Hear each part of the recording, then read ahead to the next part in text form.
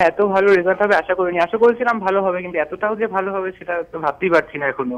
আমার এই সাফল্যের কৃতিত্ব আমি ছাড়া আমার মা, বাবা, আমার গৃহ শিক্ষকগণ এবং আমার স্কুলের সমস্ত শিক্ষক, সহশিক্ষক কর্মী সবাইকে জানাচ্ছি। আমার 4জন গৃহ শিক্ষক ছিল।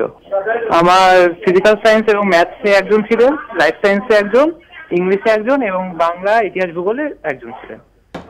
পছন্দের বিষয় আমার লাইফ সায়েন্স।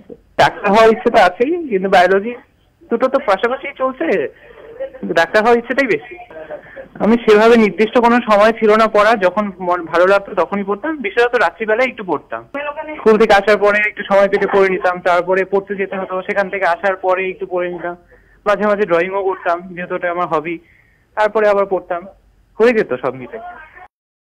আর আমার মাধ্যমিকের রেজাল্ট ভালো হয়েছে, একটু তো ভালো লাগবেই, কিন্তু পরের পরের দিকটার কথাও ভাবতে হচ্ছে, আরো ভালো করতে হবে অনেক পরে। এতটা ভালো হবে ভাবিনি, তবে 670-এর উপরে থাকবে এটুকু আশা ছিল। এতটা ভালো হয়ে হলে ভাবতেও পারিনি। বাবা মা সবাই সব রকম ভাবে সাপোর্ট দিয়েছেন, স্যারেরাও তাদের যে যতটুকু সাধ্য মতো তাদের করেছেন, সবাই সবার মতো করে আমাকে সাহায্য করে গিয়েছেন আর কি। পরে ইচ্ছে আছে আইআইটিতে পড়ার, দেখা যাক কি হয়, সেই মতো প্রিপারেশনও নিচ্ছি, পেলে তো খুবই ভালো হবে। আমার খুবই ভালো লাগছে এবং আমি প্রথমে কৃতজ্ঞতা জানাবো আমার টিচারদের প্রতি এবং আমার ফ্রেন্ডসদের প্রতি। তারা ভীষণভাবে আমার রেজাল্টে সহযোগিতা করেছে। মানে অতটা আশা করিনি, কিন্তু ভেবেছিলাম যে কিছু একটা হবে, ভালোই হবে যতটা হবে।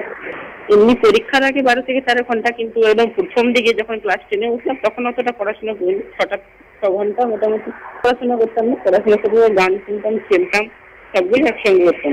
এই রেজাল্টটা তেমন কিছু নয় নিজের পক্ষে, এর পরের যে ভাবগুলো সেগুলো ভালোভাবে চলাতে পারলে সব ভালো কোচিং চলে যেতে পারি।